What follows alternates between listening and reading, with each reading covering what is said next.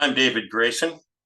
This is my video presentation describing the assessment developed in class over the course of this fall semester. I'm going to share my screen so you can see my PowerPoint. Let me push on that right there. Come on.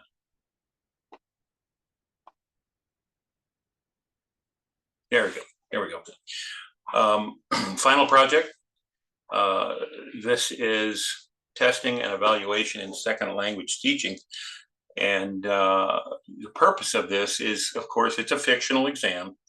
I enlisted the help of three of my friends to pose as students, but the exam itself is aimed at adult students learning to speak English. For my three friends, I called on my best friend, Tim, my brother, Philip, and Rodrigo, who is the husband to my cleaning lady. Rodrigo is of special interest because he's from Guatemala, and while he speaks pretty good English, he still has a lot to learn. And when I put this to him, he jumped at the chance because he thought, well, this will be like a real class, a real language class. And I said, yeah. And we had a lot of fun. The objective here is this is my first attempt to formulate a language learning assessment and prepare my students for their own evaluations. So the goals to assess how language learners use their newly acquired target language in real life situations, to analyze the language proficiency level of each student. My objectives were to communicate correctly with English, vocabulary, sentences, words, syntax, any way that can be understood. Here are the specs for my rubric. I've got four different areas here. We got reading abilities, writing, listening, and speaking, and the number of questions on each area. We've got 10 reading, 5 writing, 10 listening, 5 speaking. And it's 25, 25, 25, 25% each score. And some of these are going to be multiple choice, constructive, open-ended, and fill in the blank, and what have you. So here's my scoring rubric. If we go below a 59, we're going to put in some extra time. But if we get 60 to 69, 70 to 79, not bad.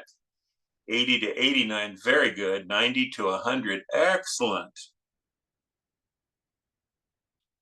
So the first test taker is my brother, Philip. He posed as a language learner. Of course, his reading was excellent. His writing also excellent.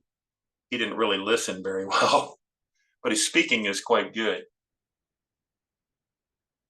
Second test taker was Tim Arlanis. Tim plays in a band with me. That's how I know him. Plays guitar. His reading is not bad. His writing is not bad. And he's got a short attention span, so he's not the best of listeners, but his speaking is excellent. Then we get to Rodrigo. Quite frankly, I would like to teach Rodrigo to speak English. He was enthusiastic. He is not a strong reader. In fact, I feel like he struggles with reading, even in his native Spanish. And his writing is not good either. But his listening is excellent, and his enthusiasm is excellent.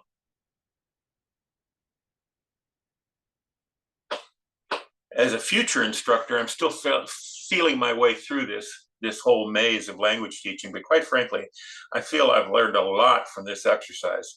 In the future, I'll focus more and more on mimicking real-world situations from students, but at the same time, I'll endeavor to build confidence in my students so they feel as comfortable as possible when breaking through those inevitable anxiety barriers.